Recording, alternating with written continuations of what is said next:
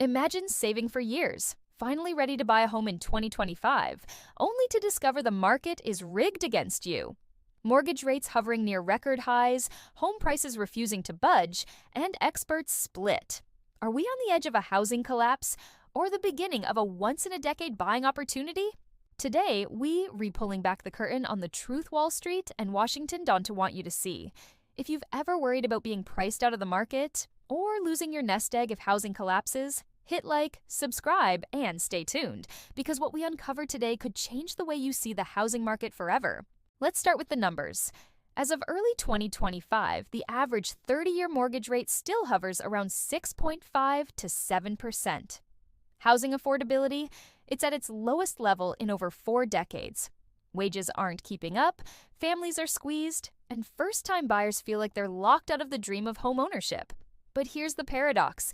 Despite high rates, despite affordability at rock bottom, home prices haven't crashed. In fact, in many major cities, they're still climbing. Why? Because supply remains brutally low.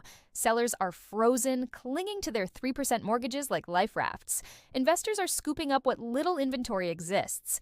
And the Fed's so-called cure for inflation has only made the disease of unaffordable housing worse. Now picture this, a young family, 2 kids, renting a cramped apartment. Their rent just went up by 15%. They want to buy, but their mortgage payments would triple compared to what their parents paid. Meanwhile, corporate landlords, backed by billions in Wall Street capital, are buying entire neighborhoods. Imagine competing not against another family, but against Blackstone or Invitation Homes, armed with algorithms and unlimited cash. And let's not forget the Fed. Jerome Powell and company raised rates to crush inflation, but in the process, they froze millions of homeowners in place. The Fed's war on inflation may have created the tightest housing supply in modern history. Who pays the price? Everyday Americans. Here's where it gets interesting. The last time affordability was this bad was 2006, right before the housing crash. But here's the difference. Back then, it was fueled by reckless lending, no-doc loans, and speculative flipping. Today, the market is being choked by supply shortages, demographic demand, and institutional money. This is not the same bubble as 2008. In fact, some analysts argue it's not a bubble at all, but a trap. A trap where prices stay painfully high even if sales slow because demand outweighs supply for years to come. Think about what this means. Millennials, the largest generation in history, are hitting their peak home buying years. Gen Z is right behind them. That's millions of families competing for too few homes. Now, layer on this, construction is lagging. Builders are hesitant, materials cost more, and zoning laws keep supply strangled. Every missed year of building adds pressure. And here's the cruel irony. While you're told to wait, while media pundits whisper about a crash, hedge funds are quietly buying homes in bulk. They don't care about mortgage rates. They pay cash. For them, your dream home is just another line item on a balance sheet.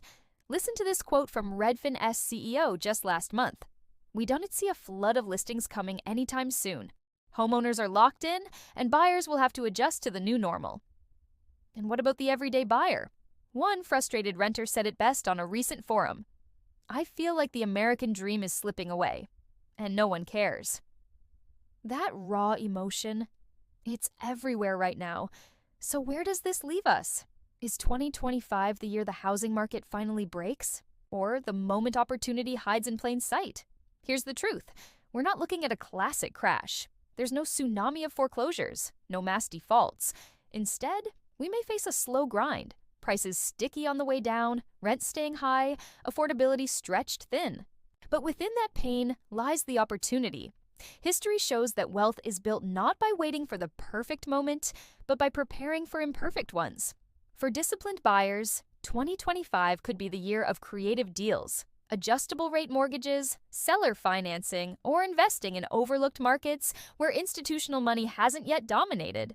And for investors, this could be the moment to shift from speculation to strategy, focusing on cash flow, not just appreciation. Every bubble, every cycle, every market shock reshapes the landscape. But those who educate themselves, who stay patient and disciplined, find opportunity even in the harshest markets. History doesn't just repeat, it rewards the prepared. If this breakdown helped you see through the noise of the housing market, hit that like button, share this with a friend who's been debating whether to buy or wait, and subscribe for daily financial insights you won't hear on CNBC. Because in a world this uncertain, knowledge is your greatest investment.